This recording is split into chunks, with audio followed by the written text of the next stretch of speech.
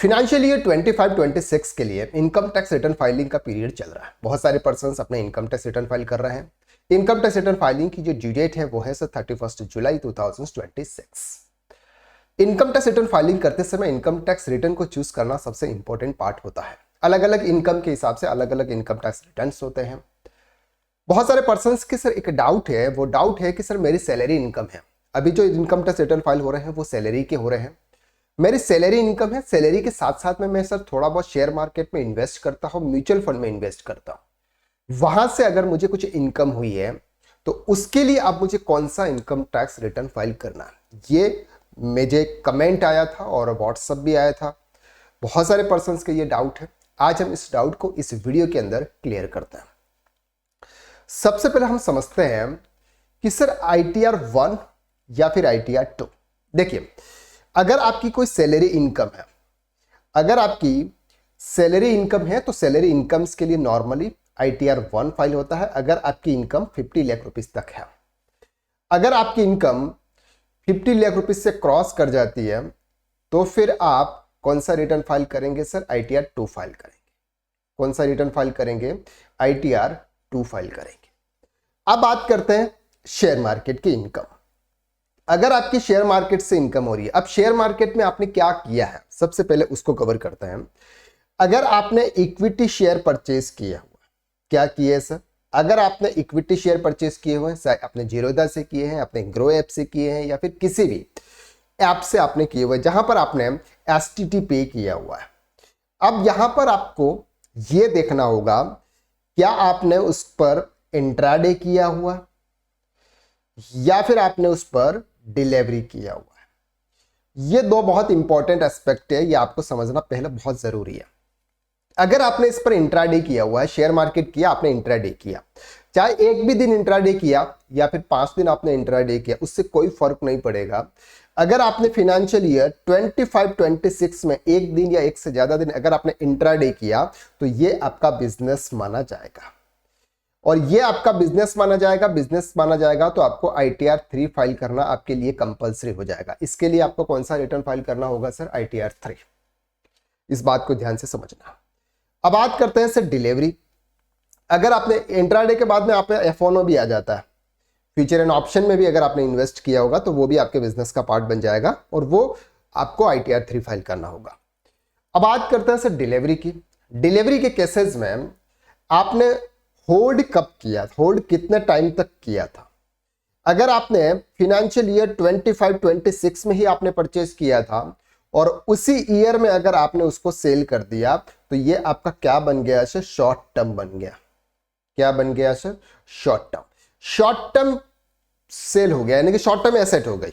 अगर आपने कोई भी शेयर परचेज किए और वो शेयर आपने विद इन 12 मंथ अगर आपने परचेज कर दिए तो ये क्या बन गए सर? आपके शॉर्ट टर्म बन गए। तो यहां पर आपको कौन सा गेन लगेगा? शॉर्ट टर्म कैपिटल गेन लगेगा। और शॉर्ट टर्म कैपिटल गेन पर नॉर्मली अभी 20% का टैक्स आपको पे करना है। क्लियर है? तो इसके लिए अब आपको ITR 2 फाइल करना होगा। ये क्लियर है, ध्यान से समझना। दूसरा, अगर आपने उसको लॉन्ग टर्म होल्ड किया हुआ है, यानी कि 12 महीने से ज्यादा अगर आपने उसको होल्ड किया हुआ है, 12 मंथ से ज्यादा अगर आपने उसको होल्ड किया फिर आपने उसको सेल्स किया, तो ये लॉन्ग टर्म कैपिटल एसेट हो गई। लॉन्ग टर्म कैपिटल एसेट्स में लॉन्ग टर्म कैपिटल गेन लगेगा LTCG, जो आपको 1,25,000 तक आपका फ्री है। यानी कि अगर आपका long term capital gain in case of equity share, in case of equity oriented mutual fund, अगर ये दोनों है और आपका प्रॉफिट अगर लॉन्ग टर्म में 1,25,000 तक है तो आपको कोई भी टैक्स पे नहीं करना है और ये आप ITR 1 के अंदर ही शो कर सकते हैं। इसके लिए आपको स्पेशली ITR 2 फाइल करने की जरूरत नहीं पड़ेगी। लेकिन ध्यान से समझना, अगर ये 1,25,000 से ज्यादा हो गया, यानी कि फॉर एग्जाम्पल 1,50,000 रुपीज आपने क्या किया? प्रॉफिट किया। कहां पे? म्यूचुअल फंड से या फिर आपने इक्विटी शेयर से, तो आपको 1,25,000 तक तो कोई टैक्स पे नहीं करना है, लेकिन 25,000 पर तो आपको 12.5% के हिसाब से टैक्स पे करना है और इसके लिए अब आपको फाइल करना होगा ITR 2। कौन सा रिटर्न? ITR 2। इसके लिए ITR 1 के अंदर आप कोई ऑप्शन नहीं है, क्योंकि ये स्पेशल टैक्स रेट के हिसाब से चार्ज होता है, तो इसके लिए ITR 2 के अंदर इसका सब कुछ आपको वहां पर मिलेगा। तो कैपिटल गेन की अगर हम बात करते हैं in case of equity share और म्यूचुअल फंड शॉर्ट टर्म या लॉन्ग टर्म, हम यहां पर इक्विटी ओरिएंटेड म्यूचुअल फंड की बात कर रहे हैं, डेप्ट ओरिएंटेड म्यूचुअल फंड की बात नहीं कर रहे हैं। अगर डेप्ट ओरिएंटेड होगा तो भी आपको ITR 2 की तरफ ही मूव करना होगा, यानी कि कोई भी कैपिटल गेन होगा सैलरी के साथ में, चाहे आप कोई लैंड सेल कर रहे हैं तो आपको कैपिटल गेन हो रहा है, कोई अपने प्रॉपर्टी सेल की कैपिटल गेन हो रहा है, अगर आपने कोई गोल्ड सेल की आपको कैपिटल गेन हो रहा है, या ऐसी कोई भी अदर चीज सेल की जहां पर आपको कैपिटल गेन हो रहा है और साथ में आपकी सैलरी इनकम में है, यानी कि बिजनेस नहीं है और कैपिटल गेन हो रहा है, तो आपको ITR 2 फाइल करना है। सिंपल, इस चीज का आपको ध्यान रखना है। लेकिन बहुत सारे पर्सन्स इसमें कंफ्यूज हो जाते हैं कि सर मैं ITR 1 फाइल करूं कि ITR 2, क्योंकि आजकल चैट GPT आ गया और चैट GPT आने से क्या होता है, सब लोग अपना खुद का दिमाग लगा के थोड़ा बहुत चैट GPT से पूछ के अपना खुद का रिटर्न फाइल करना चाहते हैं। लेकिन मेरे हिसाब से अगर आपका कोई कैपिटल गेन हो रहा है तो हो सका है तो आप किससे फाइल करवाएं? किसी प्रोफेशनल से फाइल करवाएं। क्लियर है? तो आपको यहां तक क्लियर हो गया कि सैलरी के साथ में अगर आपकी कोई भी इनकम होती है तो आपको कौन सा इनकम टैक्स रिटर्न फाइल करना है? ITR 2।